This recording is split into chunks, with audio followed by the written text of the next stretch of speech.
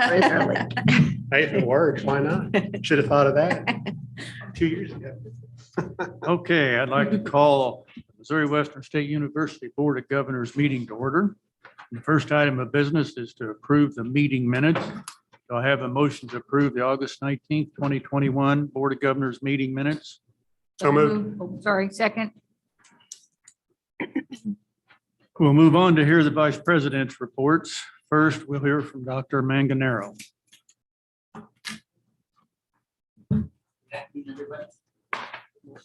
We are now. Podium.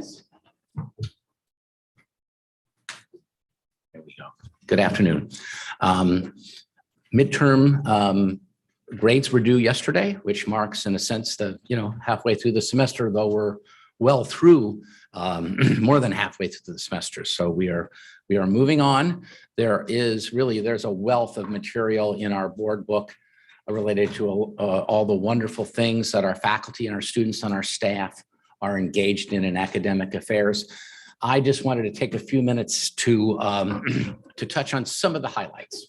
Wanted to start with some really very good news. The Higher Learning Commission, which is our regional accreditor, the HLC, you will recall that our assurance review, which is the 4-year report in the 10-year cycle, was due this summer and was submitted in July. This is critical, of course, that we are fully accredited, gives us, of course, access to Title IV federal funding, et cetera. On October 7th, the university was notified that HLC's highest body, the Institutional Actions Council, concurred with the findings of the review team regarding our 4-year report. And the result is full and complete reaffirmation of our regional accreditor. HLC is requesting that the university simply set more goals for retention and persistence and completion, which, fortunately, the university is already in process of establishing. That whole process was not only had a very successful outcome, but it was a really positive experience for the university community.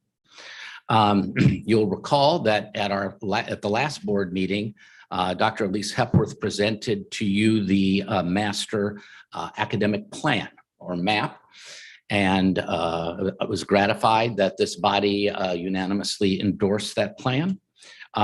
We are now moving and organizing the stakeholders for operationalizing that plan to move forward and implement it. On October 4th, there was a major meeting in which a lot of that planning and implementation was set out in terms of the goals, the objectives, and the outcomes. The responsible parties were onboarded to the master operational plan, procedures, deadlines, and timelines, and they'll complete an annual progress completion report that will be shared at the August Board of Governors meeting. The Office of Academic Affairs will regularly report to the university community on the status of these plans. And just a reminder, of course, that the Master Academic Plan really is the strategic plan for academics at Missouri Western. We are also moving forward with operationalizing academic program review. You'll recall that in this last year or two, the academic program review process was put into place in which all of our academic programs are reviewed on a cyclical basis every 5 years. That committee, the academic program committee, began identifying worked to get onboarded and trained and oriented to the processes and procedures related to program review, and is going to begin reviewing the identified programs in this inaugural effort to analyze program efficacy in serving our students and our community and our region. The committee will report their reviews by March 15th and report their findings to the Provost's office at that time. And the Office of Academic Affairs will regularly be reporting on the progress of this process to the Board of Governors. Tomorrow will be the second joint chairs meeting of the academic year. This meeting, which will be attended by department chairs and deans and conducted by the Provost's office, will focus this meeting mainly on budgetary matters and continuing to enhance that communication between chairs, deans, and the provost office. This meeting will include a presentation by Jean Ahwesh, our interim director of the foundation, and also a welcome by Becky Dunn, our new director of communications. This is the second of 4 planned joint chairs meetings planned for the year. Our office is also spearheading an initiative to enhance the development and workflow of faculty grant proposals. We have a number of faculty who have proposed and received grants.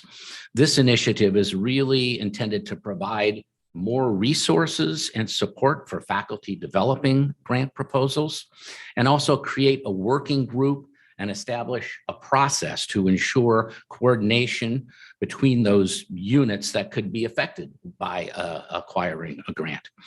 Our Director of Assessment and Accreditation, Luann Haggard, will be tracking grant proposals, successfully awarded grants, and closing procedures required by each grant.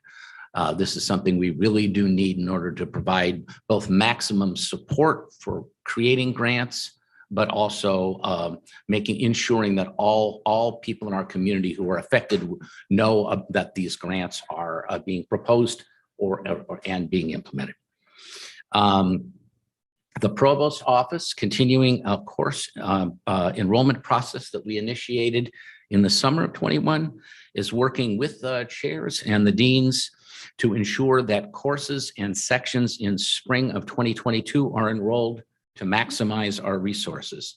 This process includes a review of low enrolled courses and when appropriate, elimination or combination of course sections.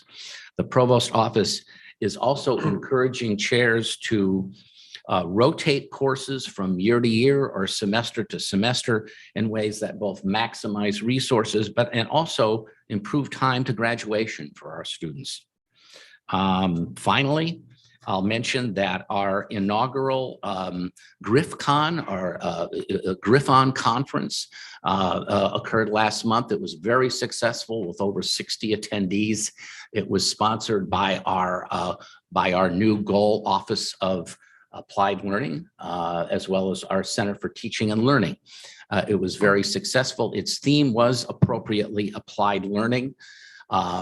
We had a number of faculty and staff who do a lot of great work in the area of applied learning, presenting on what it is they do and how they do it, and a lot of great roundtable presentations. And I think it was a real success. I'm happy to answer any questions, but as I said, there is just a wealth of good stuff in the board book on things that our faculty and our students are engaged in. I did have a couple of questions. I just wondered, in the master operational plan, you have responsible parties. I would be interested, and I don't know about the rest of the governors, I can only speak for myself. Who are those parties that are making up that group? And then also the academic program review. And this could be answered via an email to me or something Sure. like that. I just wonder who. Yeah. You know. A number of the people in the a master operational plan are vice presidents or directors of offices, mainly but not exclusively in academics. That also includes representatives in advising and in other areas, and can include deans and chairs. It just struck me that Yeah. what will I do with that information after I get it? You know, Yeah, but I was right. just curious of the makeup of those groups. And then one other thing that I had marked in this is the military enrollment was up 450%. And I spoke with Dr. Kennedy. What kind of numbers does that 450%? Do you know what that number Well, represents? I mean, I don't know the exact number. I From mean, 1 to 5 we're not talking about, going from, 800 to so many Yes, thousands. I mean, we're talking about Yeah. going from, I don't want to guess at the number, but I think certainly it increased by several dozen, I think. Okay. Yeah, I don't know. It was a relatively small number. It's a Yeah, large percent. with that but a kind of smaller increasing number. percentage. You But- know, and Yeah. somebody else mentioned 1100% in another area, but they did put the numbers that Okay. were represented in that. Right. specifically the warm bodies. It was certainly a healthy increase and good to see. Yes, Uh, yeah. I did want to respond to the other part of your question on the representation in the Academic Program Review Committee. It's important that that is a representative group of faculty from across the divisions and units Well, who are doing those reviews. I was in hopes that that was the case, and I was just curious. Thank you. Sure thing. Dr. Manganero, on the year 4 report by the HLC, I infer that that happens every 4 years to Mhm. review. Is that what that? Yes. means? Yeah. Okay, so our next accreditation review is 4 years down the road. No, well, there's another review in several years. The major milestone is the 10-year, which we are moving toward. It is very welcome news that they're giving us a full green light. Though they do want a report on how we track our, persistence and retention. We certainly, there certainly is annual check-ins in the process, and that is the case. But this is the biggest milestone up to the 10-year report. That is certainly the case. Right. And I think it says a lot about the culture of assessment at this institution, which is very solid. This is not the kind of thing, obviously, where you just want to say, wow, we did our job. Now we'll wait for year 9 to prepare for year 10. We fortunately have a new director of assessment and accreditation in Luann Haggard, who is keeping all of our units on track and continually assessing how we're doing. No, I appreciate you. You had a lot to cover, and I just think that needs to kind of have a star by it, because there was a lot of discussion within the last year and a half of some of the difficult decisions that had to be made here of whether that was going to affect accreditation. And we're getting a positive review out of that for the kind of proactive plan that was put in place. Would that be correct? That's correct. And I think it's significant, and the president may want to speak to this, that when we had a preliminary meeting with the team leader asked us about how the kind of responses and if we were still going through the changes related to COVID. And we basically answered in a way that I think was very satisfactory, which was that this institution had to do a lot of important work even before COVID hit. And I think that was very, very significant there, and I think the focus in the report was really on how we met the standards of accreditation. Right. And I think the one piece that we do have to report on by 2023, which we've already started working on, is actually future looking. It's looking at what will you do for retention? What are your goals? So it's we're right on target for where we want to be and how we want to move forward with this. So I commend, Dr. Joel Heyer, who kind of led that, and for the provost's office for picking that up. It's not uncommon to have kind of mid-session reviews by HLC, which is kind of what this is. And then I believe our next one is coming up, the full one in 2026, if I'm not mistaken. It should be So we're a good target for what's going on. No, that's great. Another thing that you pointed out that I think also needs to be, maybe another star by that as well, is that academic program review of the initiative that the administration has taken to have a closer eye on our programs, and also trying to do that in conjunction with meeting the workforce needs of our community, kind of that collaborative programs that didn't exist to this extent previously. And so I just like to commend you and your team for taking that initiative. And we kind of had that oversight that we have here that we filter down, and you all have put the boots on the ground with doing those types of things. And so these are those types of, the way I view it, as the safeguards and kind of the bells and whistles that we're putting in place so that we can have react a little more nimbly and quicker to things if they do come up in the future. So thank you for all you're doing and for drawing this to everyone's attention. You're welcome. And certainly, again, the Board of Governors will be getting full reports on the progress of the master operational plan and as well as on the academic program review. Any other questions? Well, Dr. Manganero, I'd like to echo Governor Teeman's thoughts. This is quite an accomplishment, a lot of work with a lot of staff here, and job well done. Keep up the good work. Thank Work you. on many hands. Thank you. Next, we'll have Dr. Melissa Mace, Student Affairs and Enrollment Management.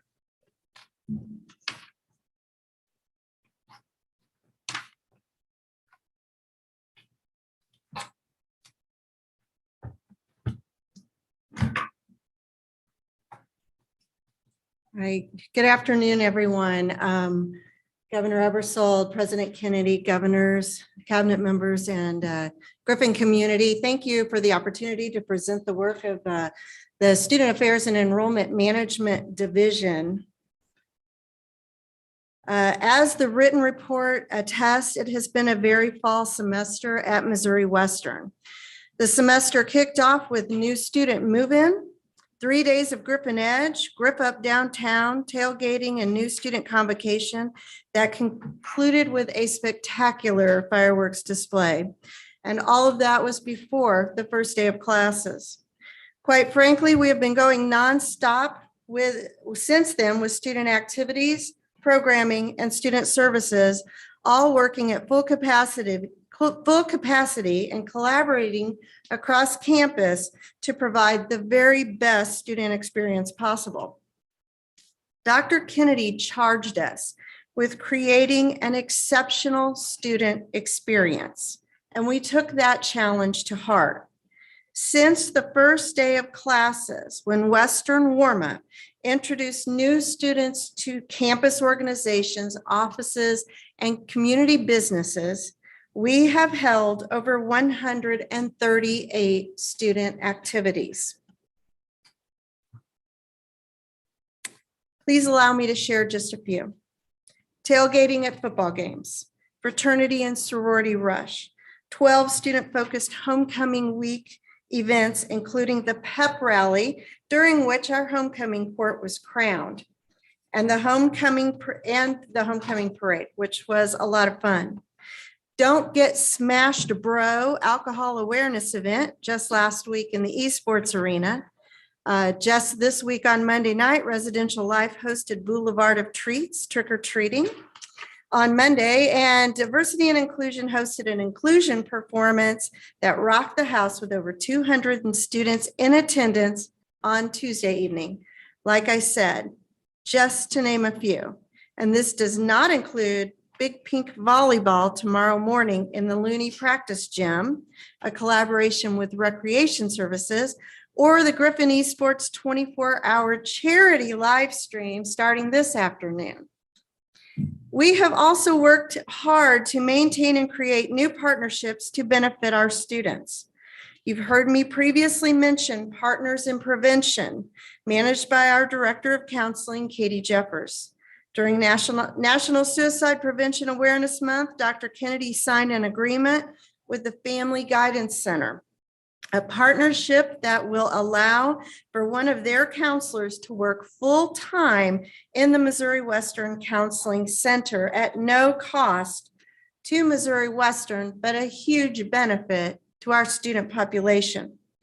We have established a partnership with Second Harvest Food Bank to help support our campus cupboard food pantry for students facing food security issues. And Dr. Brett Bruner was awarded a $5,000 grant from the Students Learn, Students Vote Coalition to support electoral engagement. I'd like to take just a moment at this time to introduce Dr. Brett Bruner, Assistant Vice President and Dean of Students. Dr. Bruner, so you can put a face with the name. Dr. Bruner joined the Missouri Western team on August 30th, the first day of classes. Dr. Bruner and his team have worked tirelessly these past few months and have just done an amazing job.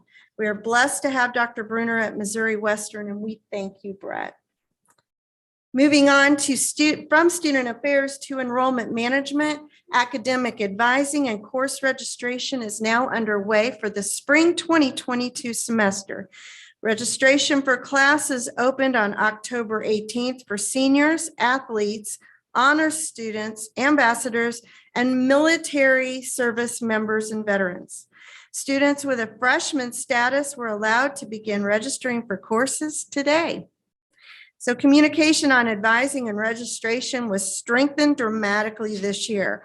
However, it is too soon to be able to determine if students will register earlier than in previous semesters.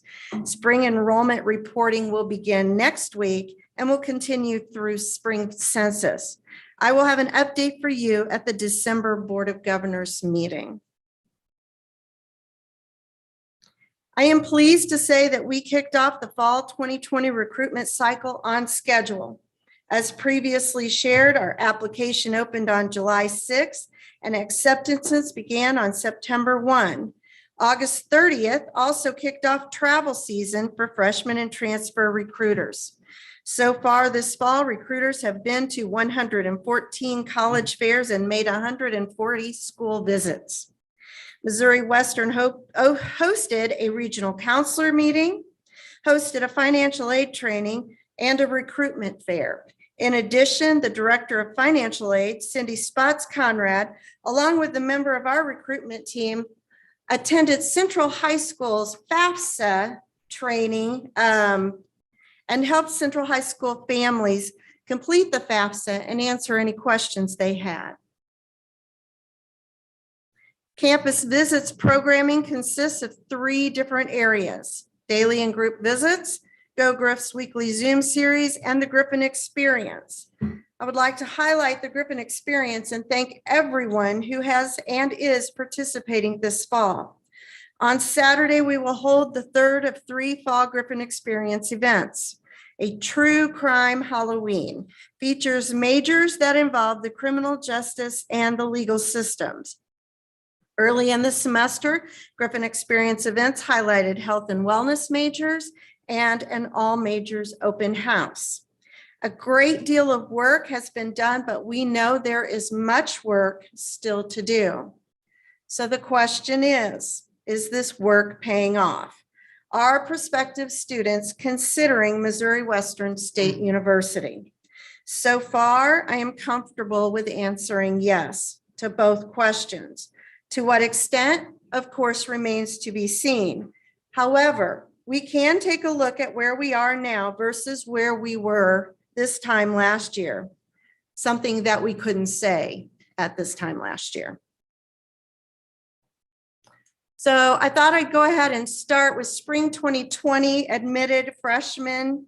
While the majority of slides I will share will focus on fall 2022, the freshman funnel, I do want to share these slides with you.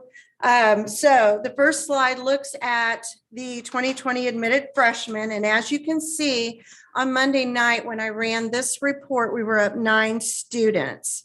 When I checked the live data earlier today, we are up now 11 students.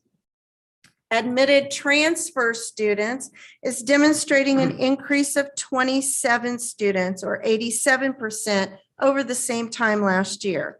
This morning, we were at 61 accepts versus 35 the same time last year. Now, the vast majority of our recruitment efforts are spent on the fall semester with the freshmen and transfer students. While it is too early to focus on fall 2022 transfer students, I will focus the next few slides on the fall 2022 freshman admission cycle, or the class of 2026, in case you are all not feeling old enough already. As of Monday evening, we had accepted 317 more students than we had at the same point last year, representing about 51% increase. As of this morning, we have accepted 1,008 students, as opposed to 690 at the same time last year. I want to put this into context for you. The first report I could run last year was on January 11th. At that time, we had accepted 1,265 students. I expect we'll hit that before Thanksgiving. Since the majority of our students come from Missouri, it is worth spending a little time looking at our territory map of how we divide up the state. I would like to thank fifth grader from Maysville, Gentry Swiger, for coloring in my map for me. She did a much better job than I possibly could have done. So Missouri is divided into 6 distinct territories. North Missouri at the top, Buchanan County, North Kansas City and Central Missouri in the middle, East Missouri on the eastern side of the state, and South Missouri down at the bottom. Each of our 5 freshman recruiters has a territory, and each of the 5 recruiters has at least 1 school in Buchanan County. We are currently experiencing growth in all 6 areas. Let's look at Buchanan County. No, let's look at, I'm sorry, the Missouri territories. All right, Missouri territory. So as you will see, Buchanan County is up 18 students, and this was as of Monday night. We're experiencing our largest growth in the Kansas City, Central Missouri area. That territory has an increase of 90% or 83 students. North Kansas City is up 13 students. East Missouri is up 16 students. North Missouri, another very strong territory for us, is up 66 students or 77%. And South Missouri is up 13 students. Honing in on our own backyard, we are experiencing increases at Benton High School, Bishop LeBlond, Midbuck, and Savannah, while not quite performing to our potential at Central, East Buchanan, Lafayette, and St. Joe Christian. Of course, we also recruit outside of Missouri. Including Missouri, there are 14 total Griffin rate states. Students from those states are charged in-state tuition rates as opposed to the greater out-of-state tuition rate, which is an exceptional recruitment opportunity for us. The 4 top Griffin rate states, aside from Missouri, are Kansas, Nebraska, Illinois, and Iowa, respectively. Our recruiters actively recruit in these states and are successfully attracting more interested applicants to Missouri Western. And as you can see, we're up in all 5 of those top territories. Let's take a look at our top counties. As you can see, we are currently experiencing growth in 6 of our 7 top counties shown. They are Buchanan, 14%, Jackson County, 66% up, Clay County, 49%, St. Louis County, not city, is up 117%. Andrew County is 77%. Platte County, where we're experiencing a dip right now, is down 12%. And then DeKalb, it looks like, is up significantly as well. One more. Let's look at our top majors we're recruiting. These are intended majors that students indicate on their application for admission to the university. Of course, we are always exceptionally strong in the nursing program, but we are up 42% right now, which I'm absolutely thrilled about. Aside from nursing, psychology is experiencing a significant growth. Elementary education, criminal justice, social work, and physical therapy assistant. These are the most popular majors that students are telling us they're interested in studying. Housing application opens November 1. Last year, it opened on February 3rd. I'm very excited that this app will open on schedule.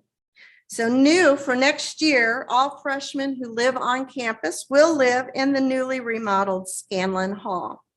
And as part of the Freshman Experience initiative we launched this year, 3 themed living communities will be offered as an option for our Scanlon freshmen: career exploration, leadership development, and first-gen students. Before I take questions, I just want to express my gratitude to every single member of my division and every member of the campus community for their hard work and dedication to this effort. I also want to mention that all of the professional images, not the one taken by my camera, but the professional images in this presentation are recruitment postcards we send out to our prospective students. These materials and many, many others are designed by Missouri Western's marketing office under the direction of Becky Dunn. Many thanks, Becky, to you and your team. And with that, I would take any questions you have. Dr. Mace, first of all, thank you. I've been on this board for 3 years. Governor Schoonover, I'm sure could attest to the same thing. Governor Ebersole came on right after that we did. And for 3 years, this is the type of information we've been asking for. And I love the results, but even more importantly, I like seeing the data, seeing where we can focus on. Yes. There was, and oftentimes there were legitimate reasons we weren't getting the information, but it drug on far too long. And thank you for putting this out there in a format that we can review it, evaluate it, put a plan together with that and see where we can focus on. Thank you, Dr. Kennedy, for creating this position as a cabinet level position and taking the instructions from this board of we need to make admissions, enrollment, retention, the experience of our students here a top priority. And this is showing the results of that. We've got a long ways to go. We all Yes, we acknowledge do. that, but we have a plan now. Yes, we we have do. data we can work with. So thank you for that. You're welcome. You're welcome. And I owe a lot of thanks to a lot of people in this room and across campus who made that data possible. It's definitely been a collaborative approach.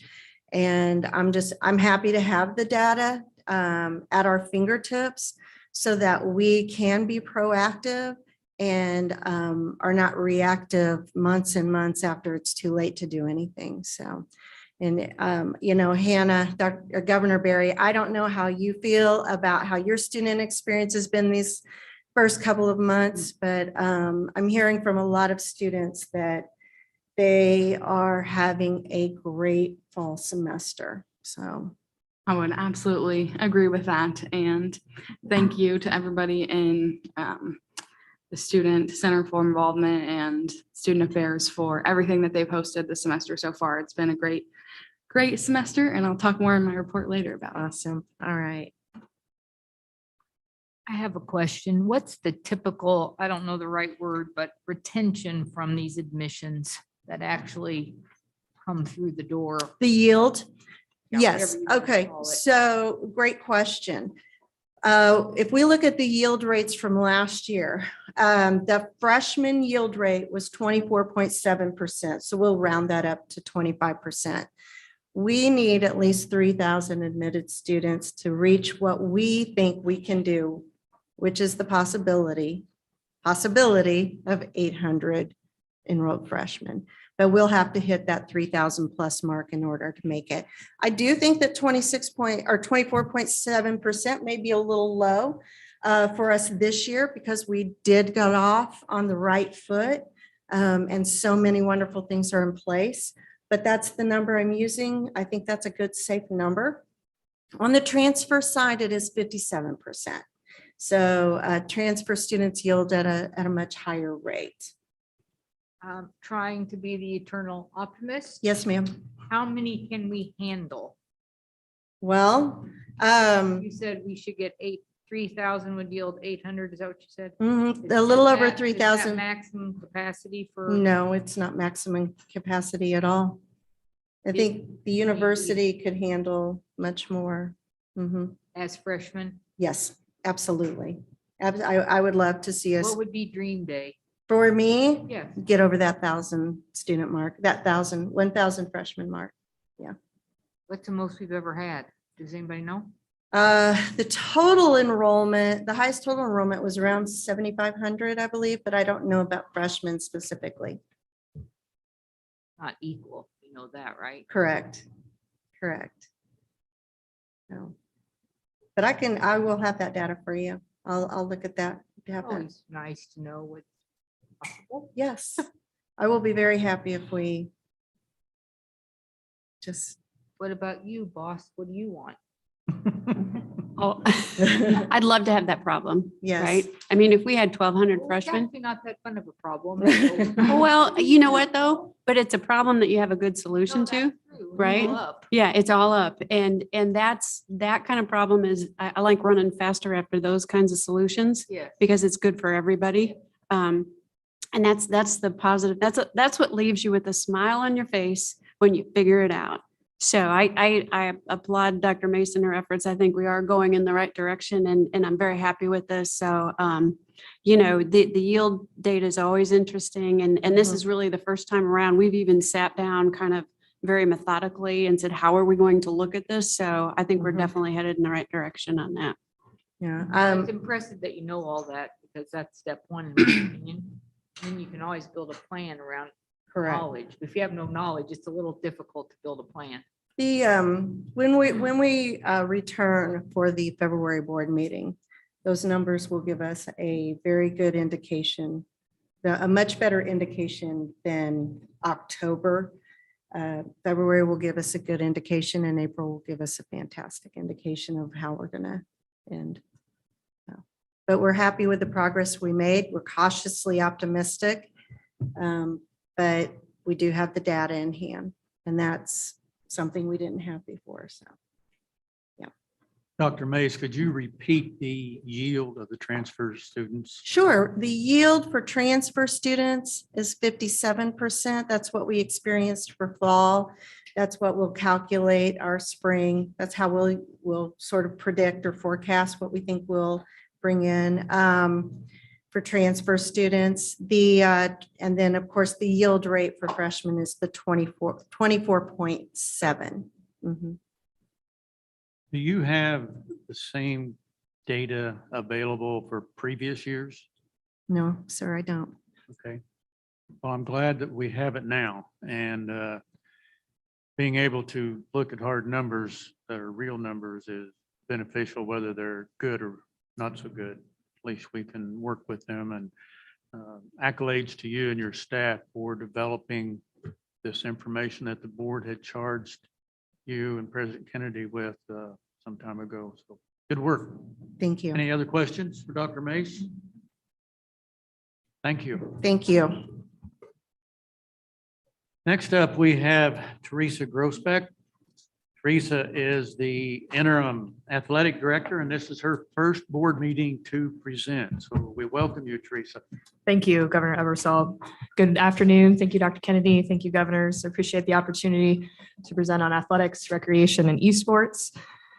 I would say right now, the college landscape is changing for student athletes. We have name, image, likeness legislation that's come across the table. For this, they can receive compensation for their name, image, likeness.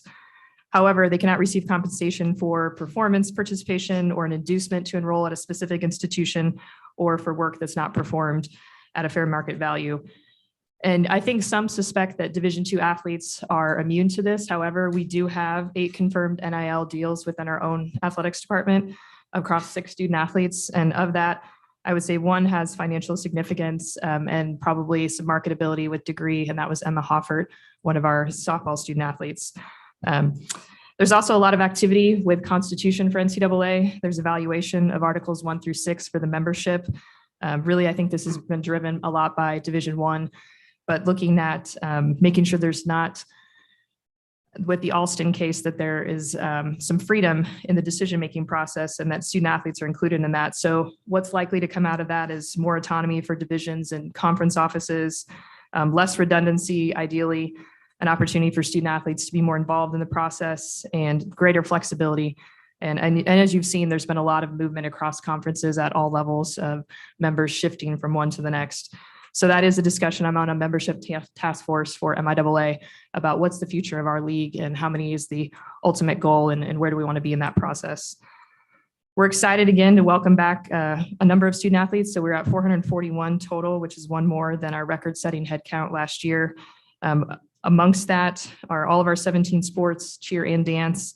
And in addition to that, with esports coming under our division, we have 20 students who are currently on our varsity teams and 40 who are specifically committed to titles within our club system. We're proud of our academic achievements of all of our student athletes. Coming out of last spring, it was a 3.222 CUM, and I know Dr. Kennedy likes to continue the 2.2222s, but it was the highest cumulative semester GPA in school history. 16 of our 17 programs were over a CUM of 3.0 as a team, and over 230 student athletes received honors from Missouri Western. In addition to that, they were recognized nationally. We had 96 represent on the NCAA ADA, which means they had to have a 3.5 or higher on a 4.0 scale. And that's the highest number we've had in our department. Then turning our attention to partnerships and ways we reach out to the community. This is our 13th annual Pink Week. And over that time, we've raised over $25,000. The shirts this year are Think Pink in our city. And so that all those proceeds go to Mosaic Life Care and their breast cancer center. And so we're proud of that effort. We also have teams getting out for YWCA choices and decisions, working with youth in the community, Second Harvest Community Food Bank, local elementary schools. Anyway, hopefully we can get out and give back. The other, we hosted our Griffin Athletics Hall of Fame event. Many of you in the room were there, and we thank you for that support.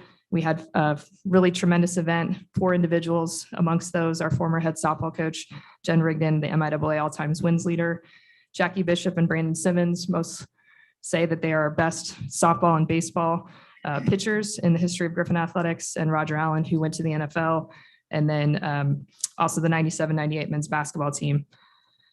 Turning our attention to current fall and winter, we're approaching the crossover between those sports in the first weekend of November. Our Griffin football team has 3 games remaining. Senior Day will be that Saturday, November 6th. We'll recognize 6 seniors who are very young, and we're excited about the future possibilities of our program. For our women's soccer team, excited with Damian Macias, his first official year outside of COVID, 6-3 in the MIAA, vying for a number 4 seed and a potential first-round host site at our place. Griffin volleyball, some of you hopefully have had the opportunity to meet senior Allie Tauken, who's an incredible leader for us and has been our SAC president for 3 years, continues to break records, the program's all-time leader in career points and modern era kills leader. And so, and to top it off, she's a 4.0 and likely to go to med school. So she's kind of the epitome of what it means to be a Griffin student athlete.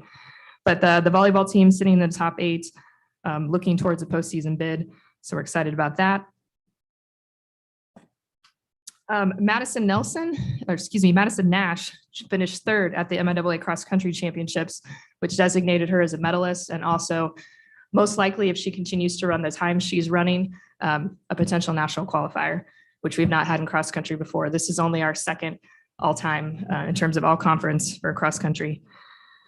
And then we have women's basketball starts tonight with an exhibition against Peru State. It's open for any and all tonight in Looney Arena at 6 p.m. They were picked 8th in the preseason polls.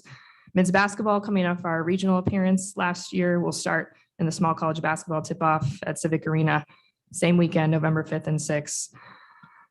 Personnel updates for us. Many of you know Brett Easley, who's been a fixture in Griffin Athletics for over 20 years, an incredible Griff, a servant leader. We had an opportunity to recognize him. Dr. Kennedy hosted that event. Really enjoyed kind of the cross-section of history in the room over that time. Lots of great stories, just an incredible celebration. And we're excited about his opportunity to be the director at St. Joe Sports Commission, and know that we will work with him hand in hand to enhance St. Joe. Tommy Rizak is our new voice of the Griffins from KFEQ Sports, with Dave Riggert's departure to Division I James Madison. And then we are currently finishing the search for our head women's tennis coach, Olaya Garrido Riveras, went to NJIT, also Division I. And so we hope to have a coach in place here in the next few weeks. Turning our attention to recreation services within our division, we're really excited about the direction that Emily Ludwig, who's our director, has us moving. Very coordinated efforts, very student-centered. Griffin 360 is a new wellness initiative that strives to create a whole entire culture of wellness, not just the physical, but also the spiritual, the emotional, environmental, financial, occupational, social, and intellectual. And so we're running a lot of programming through her office on these. She's been invited to speak at a national conference regarding this program. Intramurals has started again, which I know hopefully the students are excited about. We've missed that opportunity with COVID. And so we've had flag football with the championship under the lights at Spratt Stadium. We're doing pop-up events, cornhole, turning our attention to volleyball here coming up shortly. With the Thomas Eagleton indoor pool, we did install new starting blocks, which will make it a more competitive experience for our local high schools in St. Joe, and new ADA stairs, which will make it more accessible. And then we held a student health fair in conjunction with Esri Health Center and our nursing department and had over 100 participants in that. Just a few more updates with esports in particular. Our interim director, Luke Tice, is currently on the road to South Carolina. And I don't want to steal Dr. Kennedy's thunder, but it's a really impressive achievement that there will be going to a championship for the Peach Belt in the Overwatch. And so we're really proud of them. Also doing an incredible job trying to raise the profile between systems I never knew existed, like Twitch and all these platforms, but they're getting their word out, Facebook and Instagram. Melissa mentioned it before, the live stream that will be for charity for Children's Miracle Network. Also doing a tremendous job of giving back to the community, Griff Give Back, YWCA, Big Brothers Big Sisters. And also from a recruiting standpoint, working with our St. Joe School District, Central has some programs that they've started. So we're working with them to stream some of their matches. We've also with St. Joe Parks and Rec Department been out. They've started some new programs in the city, and Level Up Arena, which is in Overland Park. And finally, from a stewardship perspective, really proud of our efforts collectively in our department, led by Brett Easley, another record-setting year coming off of our golf tournament, eclipsing $125,000. And with their goal coach, who we could not do it without them, they're incredible stewards of our program, almost to the 200,000 mark in terms of fundraising. And especially coming off the COVID year, I feel like that's a really impressive effort and just a testament to the support that we have out there locally in St. Joe and beyond with our alumni. So with that, I would be happy to entertain any questions. Thank you. Teresa, you mentioned Brett, appropriately so. He's important to all of us. But by my count, your department is down 3 Probably thereabouts. people there. So we do appreciate the yeoman's work that you and the rest of the your department are doing. And I know we have a president who is very supportive of our student athletes here, and this board has historically been as well. And I know there is dialogue between you and the president on that, but I would like at least the board to kind of publicly acknowledge that we do support those efforts, and we're working towards, having that fully staffed. But in the interim, that we are willing to help out in whatever appropriate ways we can. And I know you interact with the Gold Coat Club, and they have volunteered to do things, which is fantastic. But just to the extent that that support is needed in the interim, I know it's there, but I just want to make sure we reiterate our support for our student athletes and for the administration that takes care of all them for us. I appreciate that very much. Thank you. And we'll definitely take you up on that offer. We've made a few preliminary movements too. I don't know if you want to mention the graduate assistant that you moved up when you took into the role. It's Sure. just a- Grayson Dudley, who is tremendous. She was our GA for academic and compliance services and has an affinity for that portion. She's come in behind me to try to backfill some of that support academically for our student athletes, especially right now with early intervention forms coming our way, midterms hitting. She's been partnering with Eric Kramer, our associate AD, hand in hand, trying to make sure that and really critical piece, obviously, and the whole reason we do what we do is to see them through to graduation remains in place for them so that they don't feel that. Y'all are doing it to us outsiders. It looks like it's just business as usual, but I know you've got that duck mentality going of under the water. So we appreciate you. Well, thank you. I appreciate that. Teresa, I did have a question with Yes. regards to the compensation and the likeness Yes. category. Is NCAA providing a schedule of the compensation that a student might receive or an athlete might receive for likeness and stuff like that? Or is that still emerging through this whole initiative? I think it's still emerging through kind of what the possibilities are, but we do have great support from our conference office. They've employed there's a law firm that they've partnered with that helps with the education component, not only for us, but student athletes. There's also a piece in the legislation for the state of Missouri where we are required, and we would do it anyway, but required to provide some education around it, in particular, the financial component.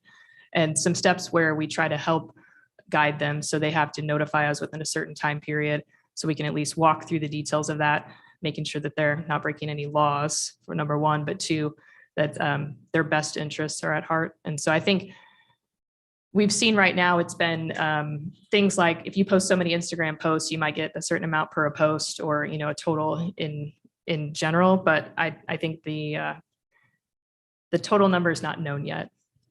I think it's still out there for our level in particular.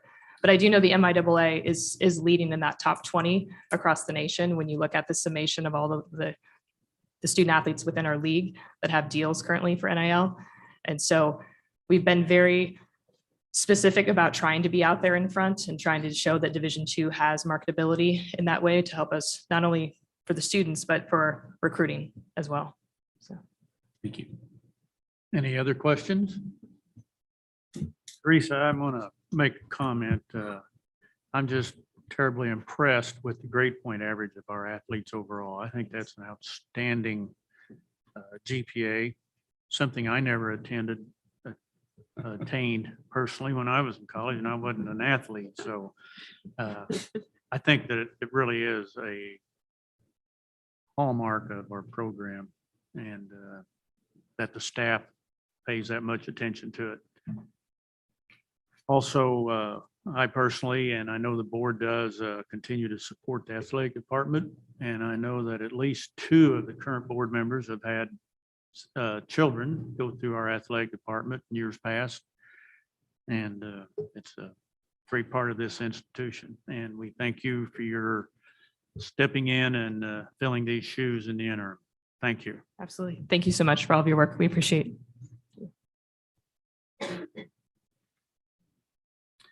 Next up, we'll have Gene Always, the University Advancement Chief, I might say. Good afternoon, everybody. Good afternoon, Governor Eversole, Good President afternoon. Kennedy, and all the members of the Board of Governors. Was that thunder? Did you hear that? Was that thunder or a bang? Is this better? Okay, thank you. I'm delighted to present this report this afternoon on behalf of the foundation, on behalf of the Office of Advancement, and of course, the Alumni Relations Division. First off, just a recap of homecoming and convocation. It truly is Missouri Western at our very best. It was the confluence of a number of departments working together: the president's office, marketing communications, the foundation, advancement, student affairs, athletics, for both homecoming and of course the provost's office, of course, for both convocation and homecoming. To quote the president in her report, it was a remarkable convocation that was incredibly successful, and it was. So thank you for all of your support with it. And we're already planning on the activities for next year. We've had a number of after action reviews, and knowing that we've been successful is great, but there's always room for improvement. And we've collected a lot of really good ideas on how we can even get stronger. New initiatives. I'm happy to report that we have rolled out our first Day of Giving this year. As you all know, Day of Giving is an international initiative, started in 2012, raising money throughout the United States and the world.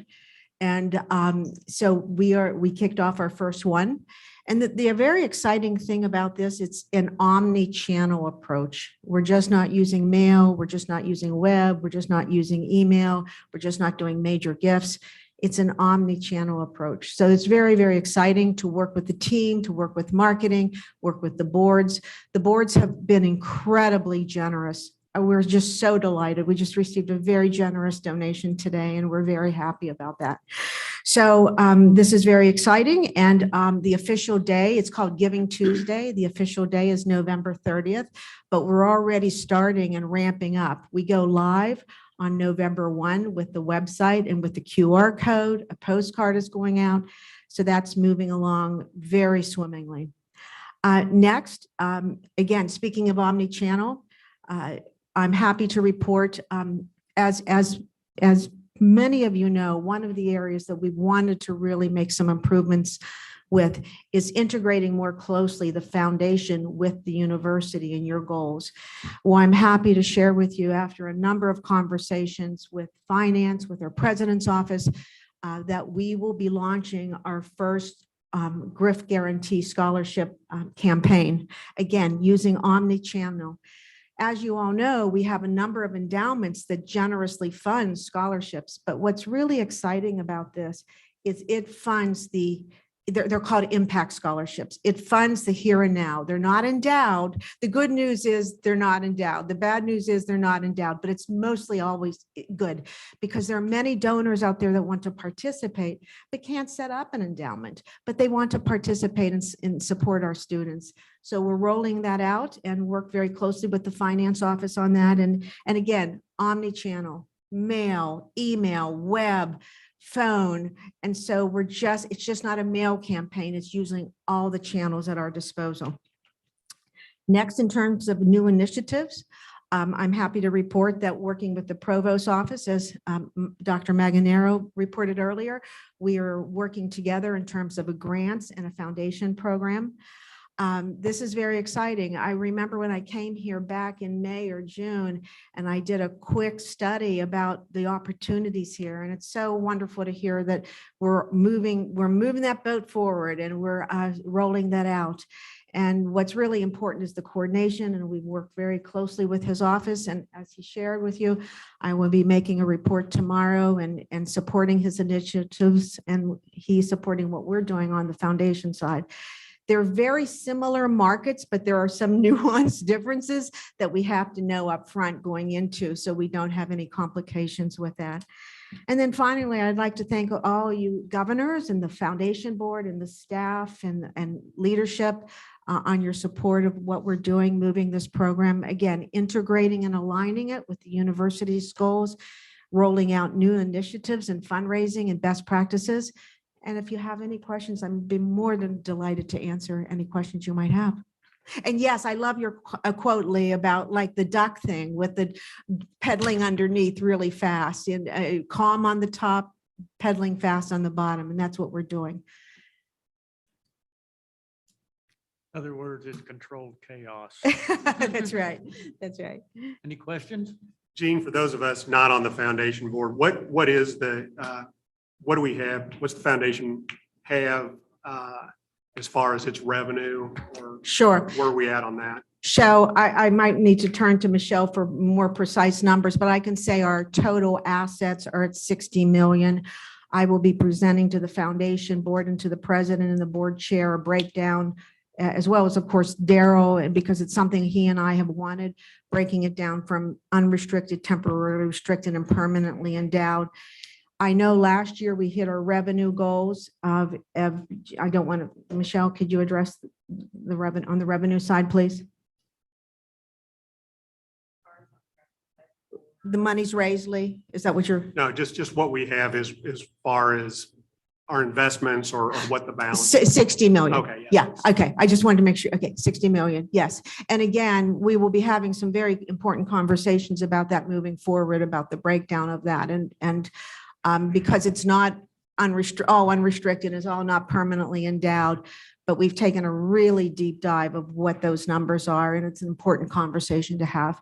Well, I think that's impressive, the foundation doing that. You have, what a great board you have. I mean, We do. the folks on that, I mean, that is a tremendous group and in a diversified areas of experiences and expertise there. But that's tremendous that the foundation was there to help out the university, because we worked together and did that last year, and to still have those kind of revenues there is a real testament to the great work that's being done there. Having had interaction with other universities' foundation boards in the last couple of years, not everybody works like that. So I think that is so true. I'm so glad you brought that up because even yesterday we had a meeting with John Wilson. I understand he's the former CFO of the hospital.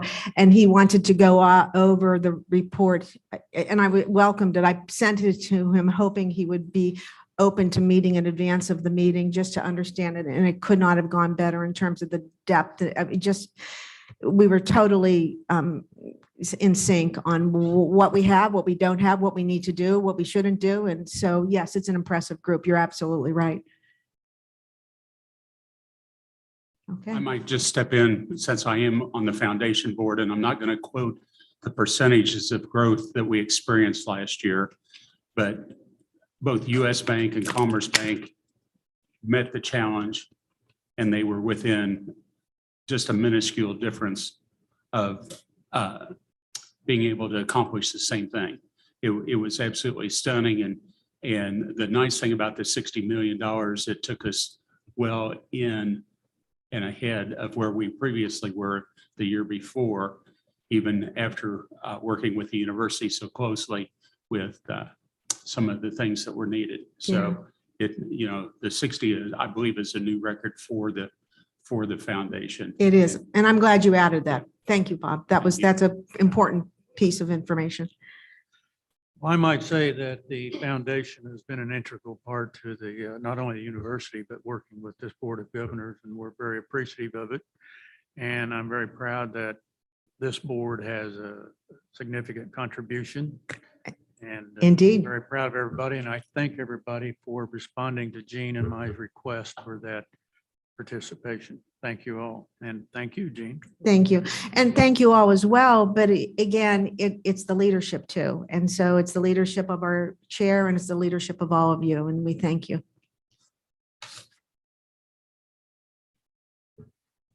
All right, next up is Becky Dunn, another rookie to the podium. Becky's in charge of the marketing and communication, and this is her first meeting. And welcome, Becky. Thank you so much. Pleasure to be here this afternoon. My report is very brief, mostly just an introduction.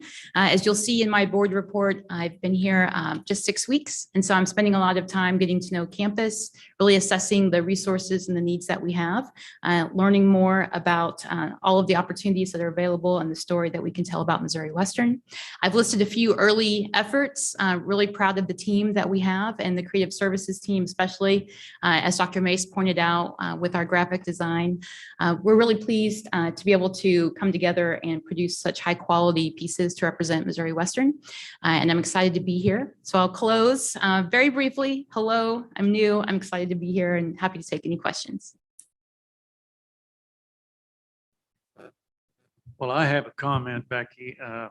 I've been noticing the billboards and some of the outlying local weekly papers and the ads that you've placed in it, and in some cases, some unsolicited remarks from the owners and editors of the papers. So I think that's a great job. It's getting our name and our face out into the nearby communities as well as here in town. So that's very good. Thank you very much. I just want to offer my welcome, and it's so nice to have Becky. And just to remind the governors that Becky is in a position that was open with the departure of Jomel Nichols back in August of 2020. So this is a long time coming, but it's well worth the wait. So we are very happy to have you as part of our team, Becky. Thank you very much. I think The next Jomel's meeting, made you two might have laps a around longer the presentation. planet since then. Yes. Thank you. Thank you.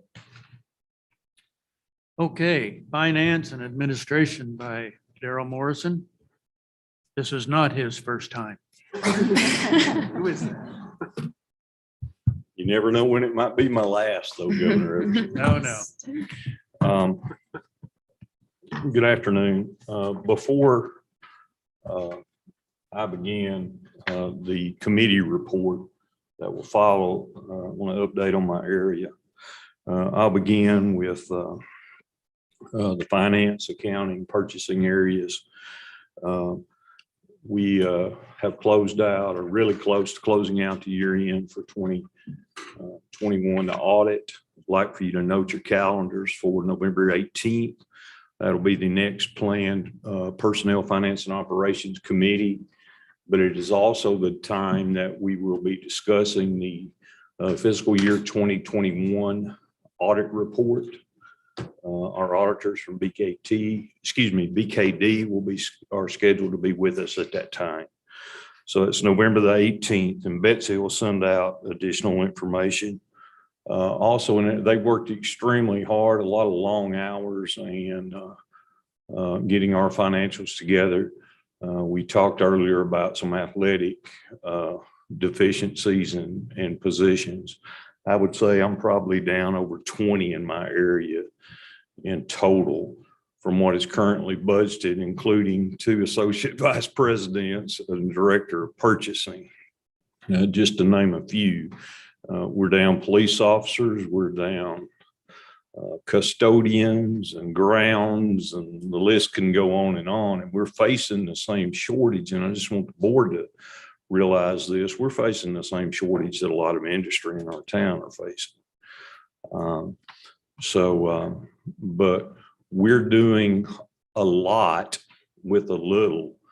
And our physical plant guys, I can't say enough about what they do to do this. We have custodians that move from building to building because we're so short-staffed.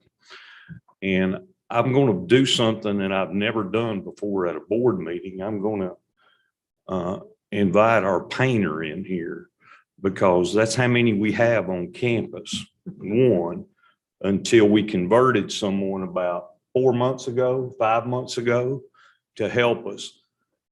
He's awesome and he works hard, and I want him to come in. The board will see you now. He thinks he's getting fired.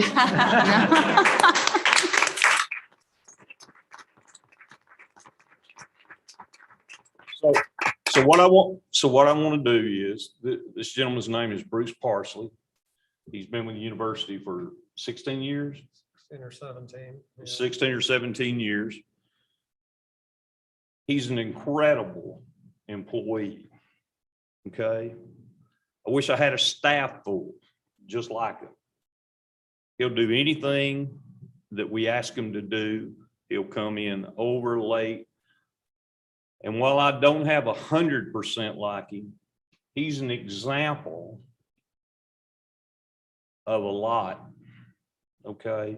Because there are a lot like him, and they never get to notoriety. Morrison comes to the podium and he talks and he says, we're doing this, and everybody pats me on the back because we got driveways paved and we got signs up, and parking and things like that. They do it. Bruce, Brian, those folks do it. And I just wanted to take a little bit of my time to say thank you to him, to the whole staff, and to let you have an opportunity to say thank you to our employees. That's it.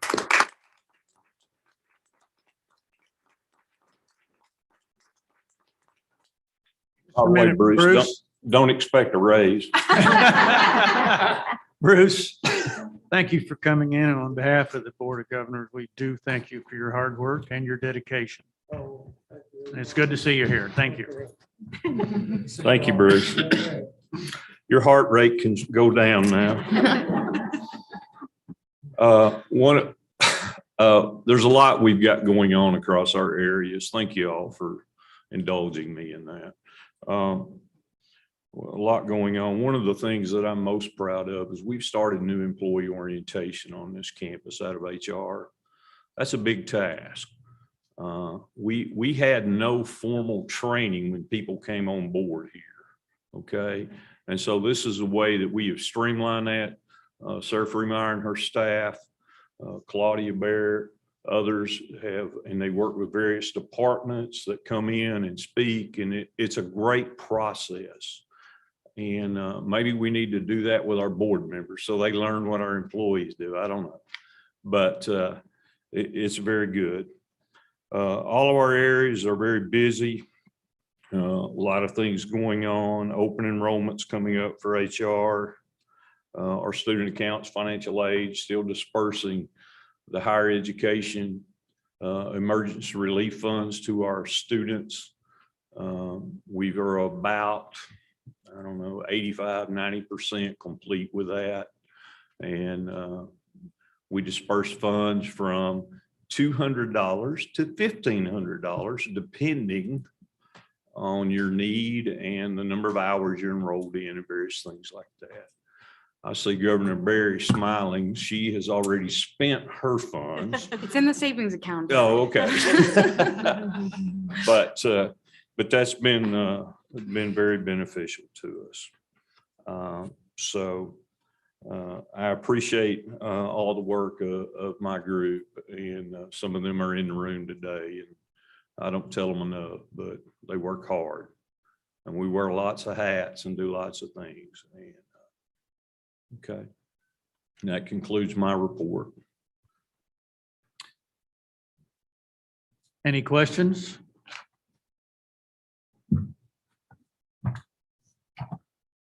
Thank you, Daryl. Yep. I think that was a very kind and well-deserved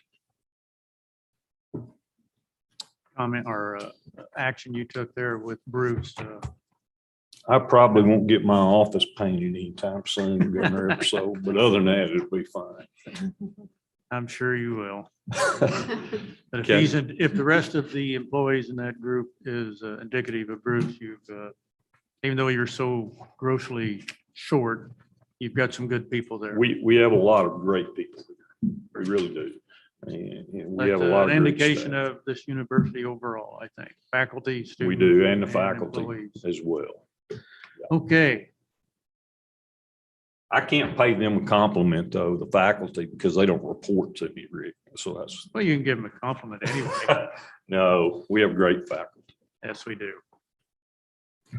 Okay, any other comments or questions for Daryl? I have one quick question. Is ARPA and HEERF the same? The same. The ARPA is American Rescue Plan Act. HEERF is the Higher Education Emergency Relief Fund, and it is a portion of ARPA.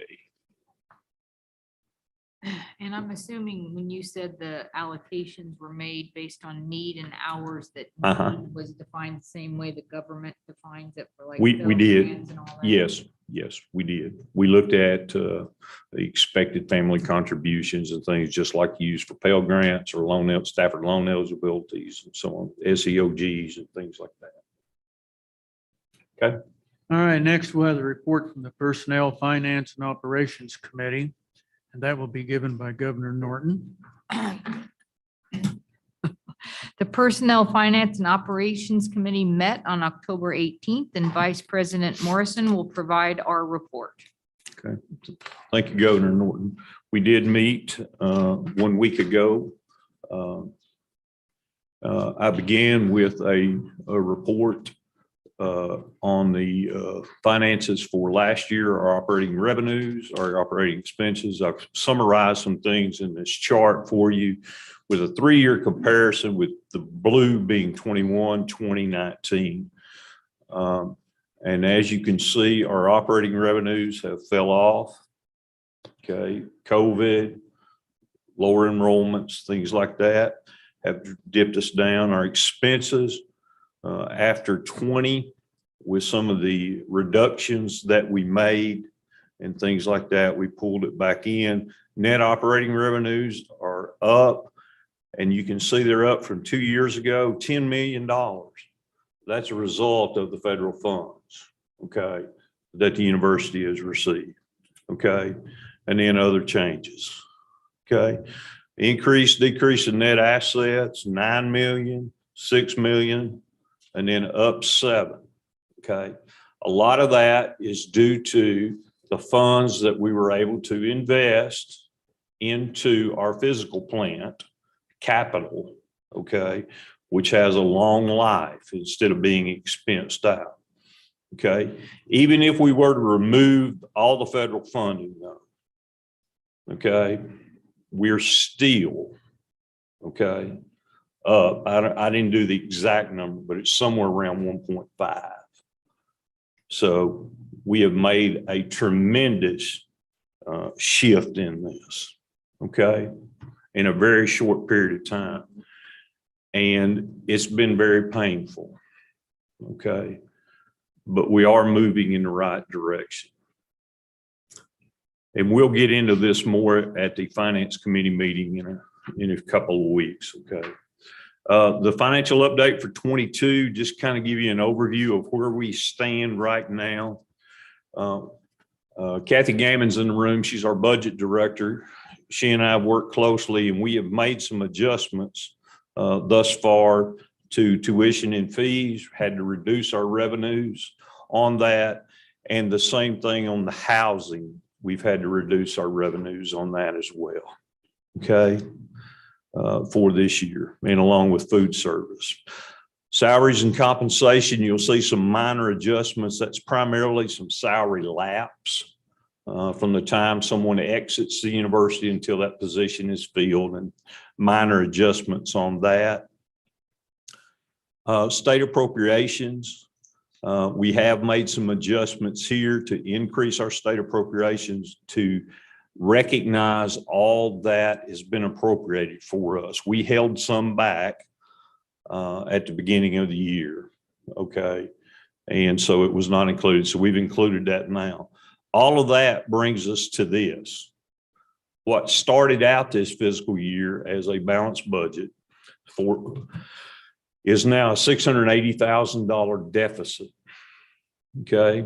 I've already had conversations with senior administration about how we might address this, and we'll be working with the departments across campus between now and the end of the semester in order to bring this in. There are multiple ways that we can do it, but we're going to work together and do this.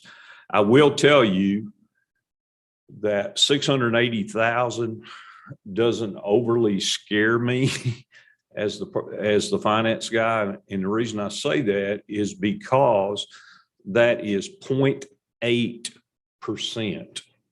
It's not even 1 full percent of our budget. So I think we've got some salary savings and things that over a period of time will do that without doing it. Will we have to do any other adjustments? I don't think we'll do much if we do anything. Some of this will be whatever the deans, department chairs, and directors want to do and how they want to handle some things. So we'll be working with them over the next few weeks to get that taken care of. So when we come back at the end of the second quarter, we'll have this in good shape. Okay. Questions on that? What was the big change in scholarships? I should have asked this before today. The budget. The budget's down Well. or up? Are you talking about last year to this year? I'm sorry. Oh, just Let me go go back back. more, right there, 5,407,600. Yeah, that's the HERF funds. A lot of it's Oh, HERF gotcha. funds and Yep. things. Yes. And then on that page right there, if you back up one, Uh-huh. the grants. No, Down Next one. down one now. Yep. Yeah. That's HERF The as grant- well. Yeah, that's what. Yep. The $14 million Yeah. adjustment. That's a lot of CARES Act money, HERF funds that we recognized. Pretty much all those big numbers are somewhat a result. of Yeah, that stuff. pretty much. Yeah. Okay. Yeah. Okay. Any other questions? I do want to, because I get this question, and as we're looking at 680,000, I'm sure you guys get it as well. When are you going to lift a financial emergency? That comes up from time to time, right? Dr. Kennedy and I have talked about this numerous times. We really expected to lift it at this meeting, quite honestly, after we got our fall enrollment in, but it didn't quite get to where we need to be. Okay. You say, well, why keep on in retrenchment? Well, I think you have to understand what the definition of retrenchment is. Retrenchment's just the cutting of expenses. That's all it is. Okay. We're not looking at, to my knowledge, there's not been any discussion on personnel cuts or anything like that. That's not even factoring into anything. As a matter of fact, the provost sent me an email 2 days ago where he's wanting to add faculty lines to next year's budget and get them advertised because they meet where we want to go. They're tied to our strategic plan and to our master academic plan and what we're trying to do as a campus. So, I'd like to squelch anything out there about these sorts of things. We're moving ahead with that, but until we get the cut to where and get this thing brought in, we won't do it. Will it be after spring? Hopefully, because we've got to lift that in order to do some other things, okay, that the campus wants to do.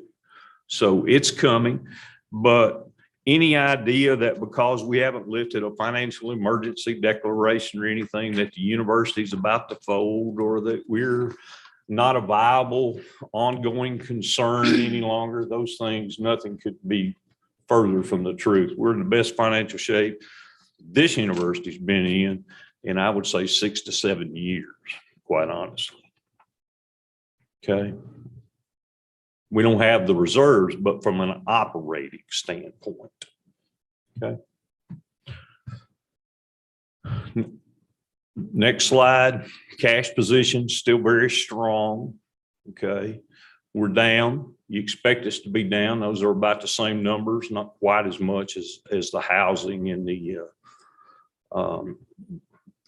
tuition. Okay. Any questions on anything financial? Okay. Just a couple of informational items and I'll move through these hurriedly. These are all in your book. We've got elevator repairs. These are deferred maintenance monies from the state. These funds can only be used for deferred maintenance, can't be used for anything else. Our CARES Act 2 money, we're doing a portable stage, something that we need for commencement and other things. Brian said that they were out of shims over at the Fiscal plant to prop our old one up. So we can justify this. And so we're going to do that. We continue our HVAC upgrades out of our HERF funds and a lot of those things. And this is not only helping us with better equipment, better controls, but it's also helping our efficiencies with changing some of these. And as the price of natural gas and electricity continue to rise, that's very important. The last thing here is a university network infrastructure. We're using some HERF funds for that as well. We are going to upgrade our network switches, Wi-Fi, all that across this campus so that there's a better experience for our students and our faculty and a better classroom experience for them. Okay, that's what this is about. And it all starts with the backbone. And that's what we're trying to do. Okay. The next item is Brashears and Judah Hall's the exterior step replacements. This was presented, we discussed it. These are some university funds that we are using for this that have been set aside out of prior year's housing revenues to take care of. That's $173,000. And then this is a resolution that comes before you, where we enter into a partnership with the Buchanan County Multi-Jurisdictional Hazard Mitigation Group. Okay, it's really a county thing. All the governmental entities in the area have joined up. It obligates us to participate, integrate anything they do. If there's a hazmat spill, things like that, into our plans. We have a plan. Our plan might be even a little stronger than this plan for our campus community, but it's just a partnership with us, okay, with them. Questions or comments? That concludes my report. I've got a question. Back to the enrollment, Yes, and the budget being less in the housing. yes. What happens to those rooms that are not being used? I mean, are you shutting down a whole floor? Are you doing every We other have, room? yeah, we have worked with Residential Life, Dr. Mace, Dr. Bruner, who's here, Josh Maples, our director. And we have currently one floor shut down. To be quite honest, we would have probably shuttered a building for a semester or maybe for the academic year. But given COVID and the unknowns when we started this semester, we felt it was better to just space out somewhat our students. And that also allowed us space then, should we have to have quarantine areas Okay. for our students. So that's really our thinking. We have, as an alternative plan, Dr. Mace talked about the student housing application. We have completely removed one hall next year. We've talked with, she and I, Dr. Bruner, Brian, have talked about some additional renovations, if we can find some additional funding for those things to straighten those things up while that is closed. If we need it, we'll open it up, of course. We hope we need it, but if not, that's the plan right now for next year. Okay. Any other questions or comments? Hearing none, I need a motion to approve this report with these items inside it. So moved. Motion and second. All in favor? Say Aye. Aye. Motion passed. Okay. Thanks, everyone. Thank you, Vice President Morrison, and thank you, Governor Norton. The report from the Academic and Student Engagement Committee will be given by Governor Schoonover.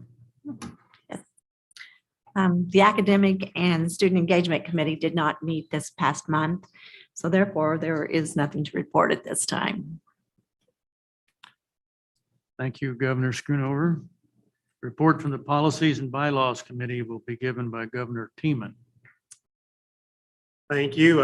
Our committee did not meet. We are making some progress, though. At last meeting, you may recall that we had been reviewing our policy on policies and are in a comment period within our committee, and had hoped to present it to the board at this meeting so that the board could review and take action at a subsequent meeting. That's going to be put off till our next meeting. We have undertaken some additional tasks. We're reviewing some additional policies. One is to emeritus status for professors and some things like of that nature. So we will have a few more things to report at that time. Okay, thank you, Governor Teeman. Now we'll have the report of the student governor by Hannah Berry. My written report will be added to the digital version of the board book, but I would just echo the sentiments of many today that our campus is really reinvigorated after returning to full capacity. Students are really engaged in the activities, and that's a big thank you to Recreation Services, Student Affairs, and just student leadership across campus. I think that one just persisting struggle that registered student organizations are having is dealing with recruitment after a year of non-traditional activities and really the lack of the ability to recruit students. So just seeking new ways to get students involved or back involved in the things that Missouri Western does so well. And there's so many opportunities for individual interests and students who have unique interests. There's all different types of organizations and opportunities for our Griffins on campus. I think I would agree with everybody today who has talked about events on campus being the best part of our fall semester so far. Events like our tradition of the Ardan Bulwer convocation and homecoming, tailgating before the football game, and many other just things that we've missed for a while that are back. So I welcome any questions.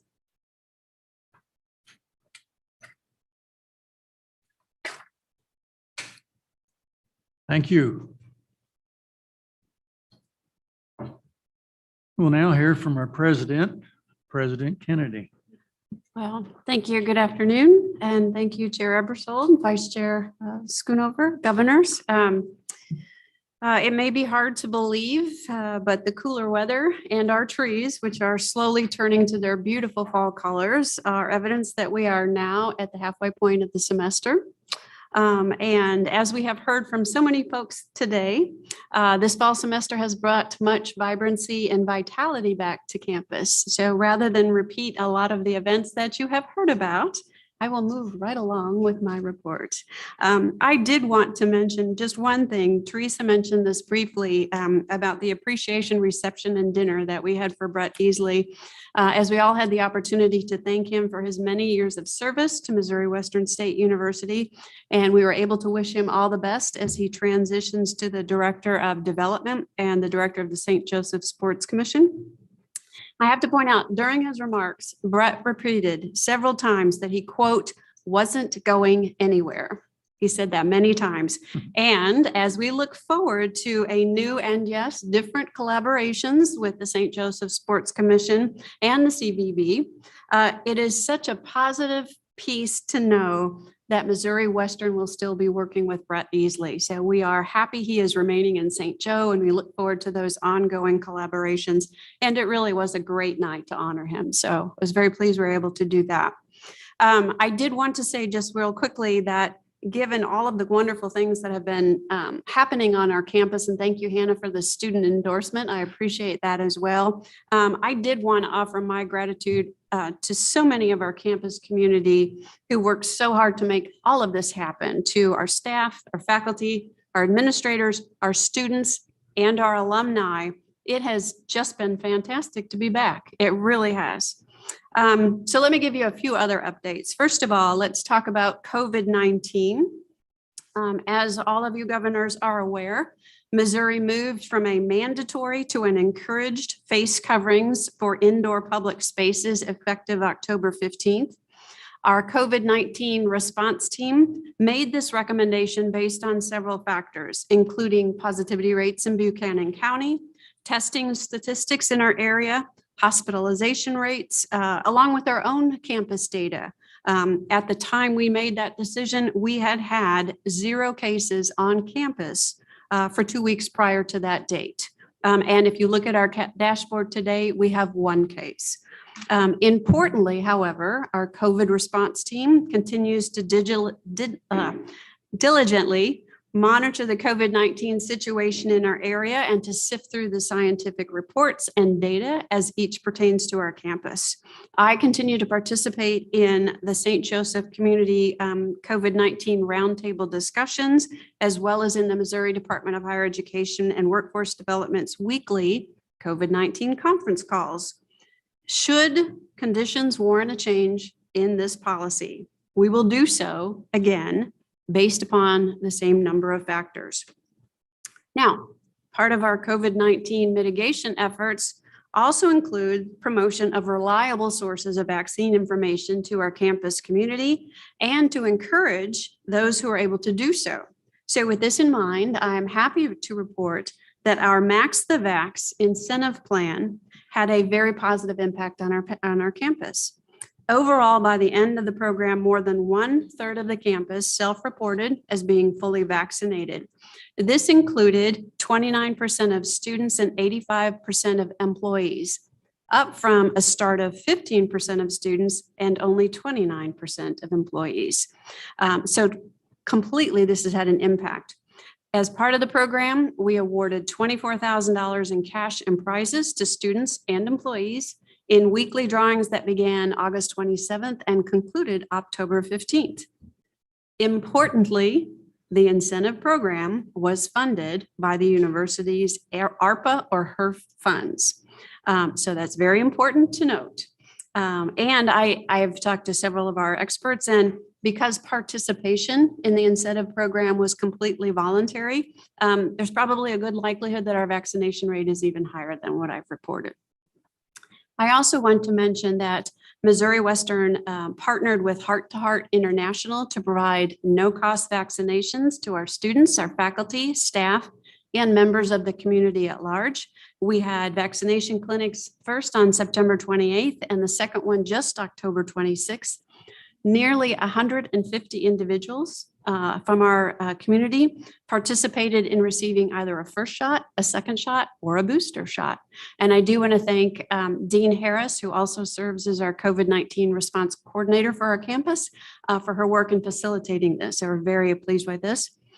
And as usual, our nursing students continue to step up. They are volunteering at Mosaic Life Care's COVID-19 booster shot clinic. They volunteered at the one that was held recently at the East Hills Mall back on October 15th.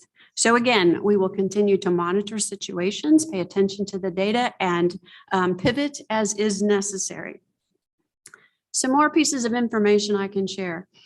In terms of the status of the provost search, I'm pleased to report that that search with academic search is progressing. The search committee has been working with Drs. Richtemeyer and Hunter. They've reviewed the initial set of applicants. Interviews with finalists are being organized, and I will share more details about that process and itineraries as they become available.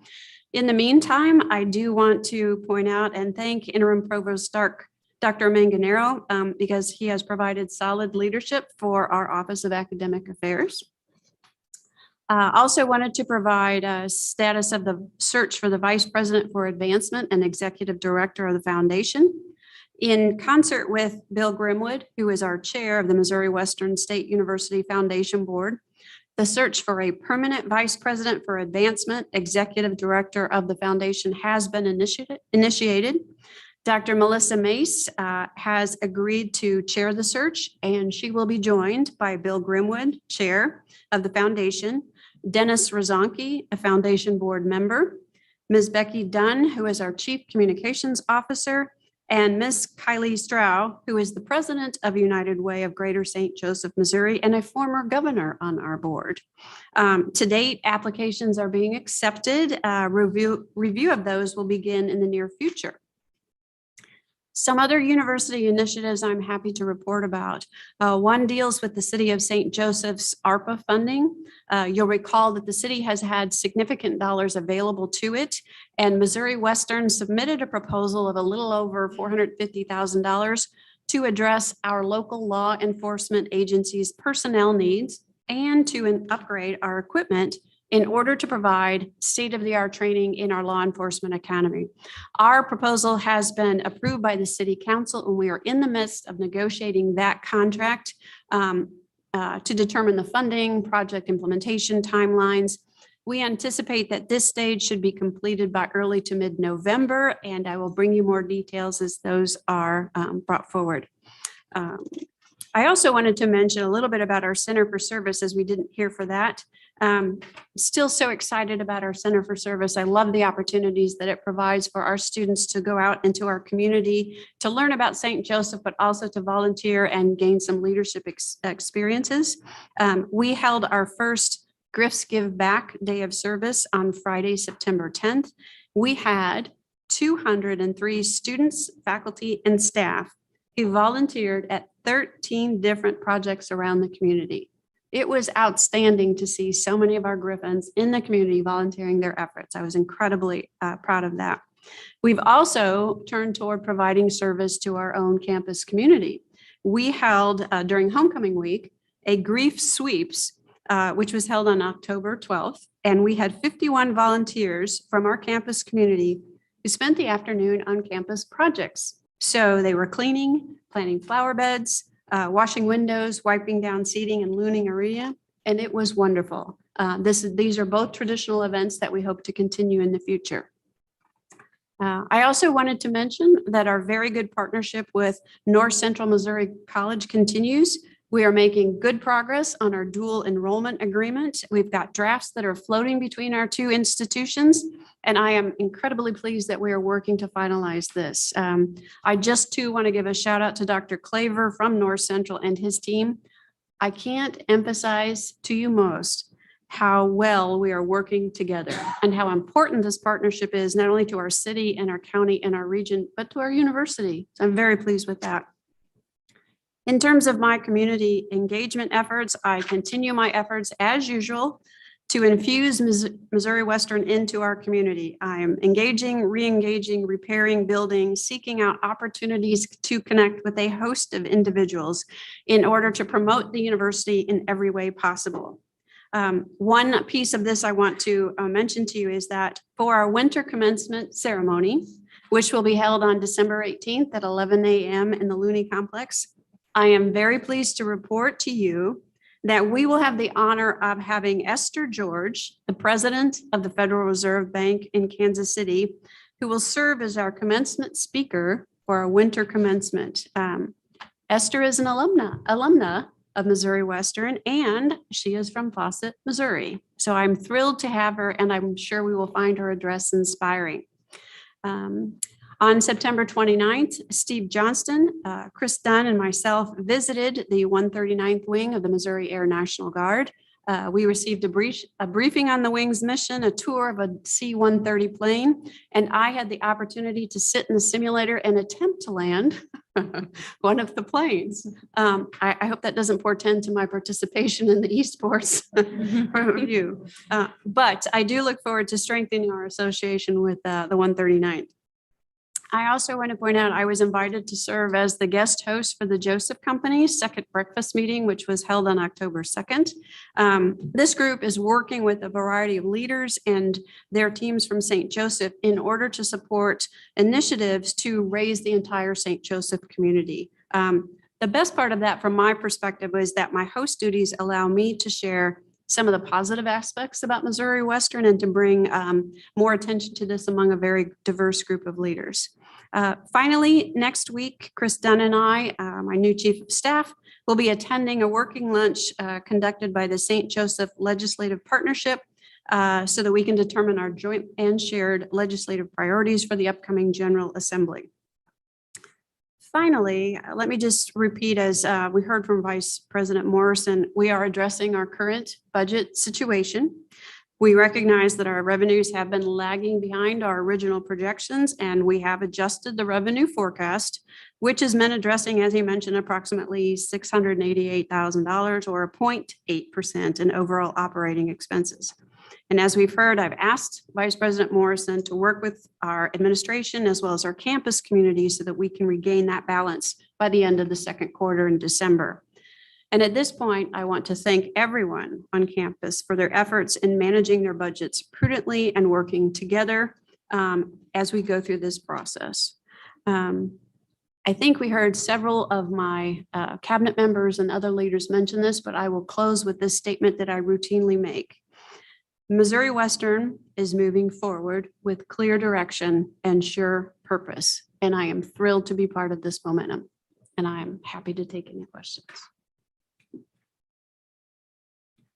Questions? Comments? I have a comment. I don't see how you do everything you do. And I really like all the community involvement that you're taking part in, because I've been around for a long time in this area, and there's just, that's one of my big complaints is that we don't work together. And I think the more involvement you have with it, it's opening up new doors for us to all become one and to work together. So I just want to thank you for that. Oh, well, thank you for sharing that. It's important. It's important for the university. It's important to me personally. Widening the bridge across I-29. Anyone else? I've got a comment. You were talking about the student nurses participating in the COVID. And I personally witnessed one of our student nurses helping at the Andrew County Health Department. So good for them. And by the way, she was very gentle when she gave me a shot. I will pass that on with her department chair and dean. It's a pleasure and very stimulating to see the campus back in operation this year and all of the activities that are taking place and everybody that's participating, board members, faculty, staff, employees. It's just great campus participation, and it feels like a college again, college campus. So thank you to everybody on that. The next scheduled board meeting will be Thursday, December the 2nd, 2021 at 1:30 PM. Be right here in the same room. Is there any board member comments or questions? Chairman, just one thing I'd like us to look into. I visited with President Kennedy a little bit. Another thing we had on campus recently was the Court of Appeals for the Western District of Missouri, which is just a tremendous event for our students, as well as the local bar association having that here every year. It's been going on as long as I can remember, and I've been here for over 25 years. One of the justices, in a conversation with me, when he was hearing about our Bachelor of Laws program and how they thought that was such a interesting approach that we were offering, and thought that was really great, mentioned that they thought might be interesting if we could have some type of courtroom or something on campus, or something to tie into our Bachelor of Laws program, kind of create a little more uniqueness and enhance the student experience.